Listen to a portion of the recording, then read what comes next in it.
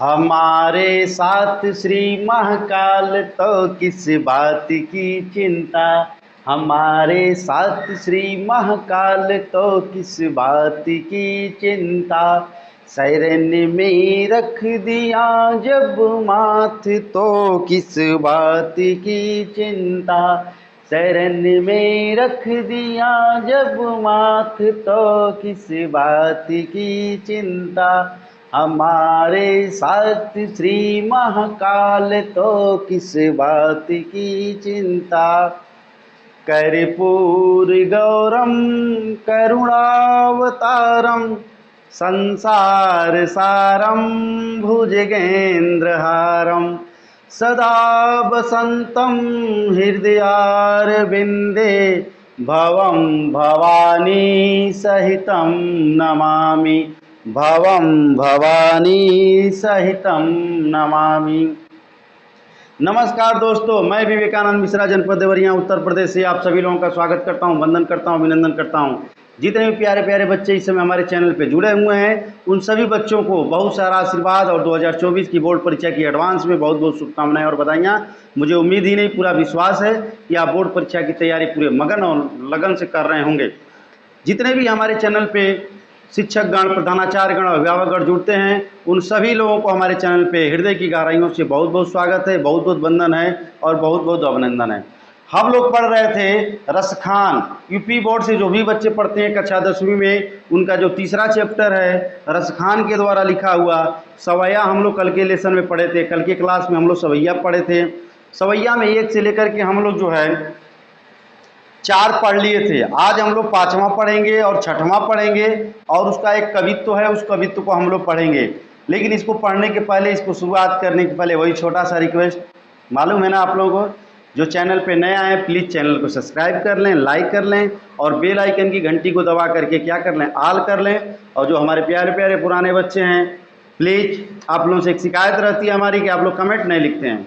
प्यारा से एक कमेंट लिखने में आप लोगों को किया जाता है, प्यारा से एक कमेंट लिखिए कि मैं कैसा आप लोगों को पढ़ाता हूँ। कोई कठिन कठिन शब्द मिले, अगर कोई कठिन शब्द हो तो उस कठिन शब्दों को आप लोग को न समझ में आ रहा है, उसकी व्याख्या न समझ में आ रही है, तो आप लोग बिल्कुल जो है कि बिना हिचक आप लोग जो है उसका कमेंट करिए। कमेंट में आप लोग लिखिए कि क्या चीज़ आपको नहीं समझ आ रहा है, उसका तुरंत मैं इधर से क्या करूँगा, तुरंत उसका जो है कि आंसर मैं भेजूँगा, उसकी व्याख्या तुरंत मैं भेजूँगा।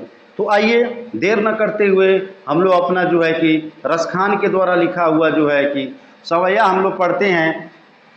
कल हम लोग जो है 4थे तक पढ़ लिए थे, आज हम 5वां आप लोग से शुरू करने जा रहे हैं। आइए पढ़ते हैं और आप लोग भी पढ़िए। लेकिन पढ़ने के पहले प्लीज़ आप लोग से एक रिक्वेस्ट है मेरा कि आप लोग किताब लेकर के बैठ जाइए, पेंसिल लेकर के बैठ जाइए और जो भी कठिन कठिन शब्द हैं उन कठिन कठिन शब्दों को आप लोग लिख लीजिए। मैं भी किताब से भी पढ़ाता हूँ। आइए मैं पढ़ता हूँ और आप लोग देखिए अपनी किताबों में। कान भय बस बांसुरी के अब कौन सखी हमको चाहिए।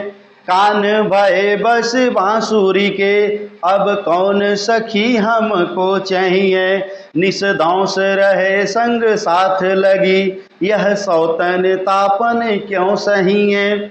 जिन मोह लियो मन मोहन को, जिन मोह लियो मन मोहन को, रस खानी सदा हमको दही है। मिली आओ सबे सखी भागी चले, मिली आओ सबे सखी भागी चले। अब तो ब्रज में बांसुरी रही है, अब तो ब्रज में बांसुरी रही है। मिली आओ सबे सखी भागी चले, अब तो ब्रज में बस बांसुरी रही है। हमारे रसखान जी कह रहे हैं कान भय बस बांसुरी के। जो हमारा कान्हा है ना, गोपियाँ कह रही हैं कि जो हमारा कान्हा है वो क्या हो गया है, बांसुरी के बस में हो गया है। किसके बस में हो गया है, बांसुरी के बस में हो गया है। हे सखी अब हमको कौन चाहेगा, वह कान्हा हमको चाहेगा, बिल्कुल नहीं चाहेगा, क्योंकि वो कान्हा क्या हो गया है, बांसुरी के बस में हो गया है। बिल्कुल बांसुरी उसको क्या कर ली, उसके मन को मोह ली है। निस दौस रहे संग साथ लगी। निस मतलब होता है रात और दौस का मतलब होता है दिन। वह जो बांसुरी है ना उसके संग रात दिन लगी रहती है। कान्हा के संग बांसुरी क्या करती है? रात दिन लगी रहती है। यह सौतीन तापन क्यों सही है? सौतन का मतलब होता है कि किसी का, अगर किसी पुरुष का स्त्री होते हुए, किसी पुरुष की पत्नी होते हुए अगर पराई स्त्री की तरफ वो गलत नज़र से देखता है तो वो पराई स्त्री जो है पहले स्त्री की क्या होती है? सौतन होती है। तापन मतलब होता है गर्मी। क्यों सहेंगे? अब उस सौतन की, बांसुरी रूपी सौतन की हम लोग गर्मी को क्यों सहें? निज मोह लियो मनमोहन को। जिस मनमोहन को, जो मनमोहन सबके मन को मोह लेता था, ये जो कान्हा है, ये जो कन्हैया है ना, सबके मन को मोह लेता था और इसके मन को बांसुरी ने मोह लिया। बात को समझिएगा। जिस मनमोहन ने हम सबके मन को मोह लिया है, उस मनमोहन को ये बांसुरी ने क्या किया है? उसका मन मोह लिया है। रसखान सदा हमको दहिए। रसखान जी कह रहे हैं कि वह बांसुरी, दहिए का मतलब होता है जलाना। वह बांसुरी हमको क्या करेगी? हमेशा जलाएगी। वो बांसुरी क्या है? हमको हमेशा जलाएगी, हमको हमेशा कष्ट देगी, हमको हमेशा परेशान करेगी।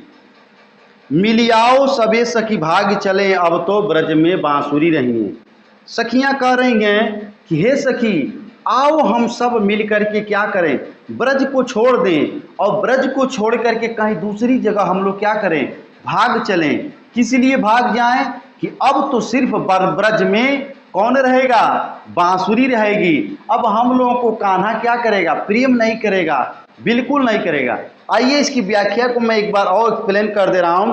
कान भय बांसुरी के, जो कान्हा है ना वह बांसुरी के क्या हो गया है? बस में हो गया है। अब सखी हम लोगों को कौन चाहेगा? हम लोगों को कौन प्रेम करेगा? निसदौच रहे संग लगी। उसके साथ दिन रात वो बांसुरी क्या होती है? लगी रहती है। किस तरह लगी रहती है? सौतन की तरह लगी रहती है। उस सौतन की गर्मी को हम लोग क्यों बर्दाश्त करें? जिन मोह लियो मनमोहन को, जिसने हमारे कन्हैया, जिसने हमारे कृष्ण, जिसने हमारे मनमोहन को भी मोह लिया, जो मनमोहन हम सभी लोगों के मन को मोहता था, उस मनमोहन को ये बांसुरी ने क्या किया है? मोह लिया है। रसखान सदा हमको दही है। रसखान जी कह रहे हैं कि वो बांसुरी हम लोगों को क्या करेगी? हमेशा जलाएगी, हम लोग को हमेशा तड़पाएगी, हम लोगों को हमेशा परेशान करी। इसलिए हे सखियां, आओ हम सब मिल करके क्या करें? कहीं भाग चलें। ब्रज को छोड़ करके हम लोग कहीं दूर चल चलें। क्योंकि अब ब्रज में हम लोग का गुजारा नहीं है। अब ब्रज में कौन रहेगी? बांसुरी रहेगी। ये रहा हम लोग का 5वां स्टेंजा। कैसा लगा इसको आप लोग कमेंट बॉक्स में जरूर बताइएगा। आइए हम 6वां स्टेंजा पढ़ते हैं। मोर पखा सिर ऊपर रखियो, गुंज की माला गरे पहिरोंगी, ओढ़ी पीतम्बर लय कटुटी, ओढ़ी पीतम्बर लय कटुटी, बन गोधन ग्वारन संग फिरौंगी। भाव तो बोही मेरी रस खानी, सुतेर कहे सब स्वांग करूंगी। या मुरलीधर की मुरली, या मुरली मुरलीधर की, अधरान धरी अधरान धरोंगी। गोपियां कह रही हैं कि वो कान्हा क्या हो गया? मुरली के बस में हो गया है। तो उस कान्हा को मनाने के लिए हम लोग क्या करते हैं? कुछ ऐसा उपाय करते हैं कि जो कान्हा को प्रिय हो, जो कान्हा को सबसे ज़्यादा प्रेम जिस कान्हा से करता हो, वही हम लोग भी करें। तो क्या करें? मोर पखा सिर पे रखिए। हमारे कान्हा को, हमारे मनमोहन को, हमारे कन्हैया को, हमारे कृष्ण को क्या है? मोर का पंख बहुत पसंद है। वो अपने सिर पर क्या करता है? मोर का पंख लगाता है। इसलिए आओ हम सब मिलकर के क्या करें? मोर का पंख लगाएं। गुंज की माला गरे पहिरोंगी। गुंज मतलब होता है कौड़ी। आप लोग देखे होंगे गांव में जब बसहा बैल आते होंगे तो उनके ऊपर कपड़ा से ओढ़ाया रहता है, उसमें जो है सफ़ेद सफ़ेद कौड़ी गुथी रहती है। तो हमारे कान्हा को, हमारे कन्हैया को क्या है? कौड़ी की माला बहुत प्रिय है। इसलिए सखियां कह रही हैं कि हम लोग भी क्या करें? अपने गले में कौड़ी की माला को क्या करें? धारण कर लें। पहिरोंगी का मतलब हम लोग धारण कर लें, पहन लें। और सखियां क्या कह रही हैं ओढ़ी पीताम्बर लय लकुटी बन गोधन ग्वारन संग फिरूंगी। कृष्ण भगवान को क्या पसंद है? पीला वस्त्र पसंद है, पीताम्बर पसंद है। तो क्या करेंगे हम लोग? उस पीले वस्त्र को क्या कर लें? ओढ़ लें।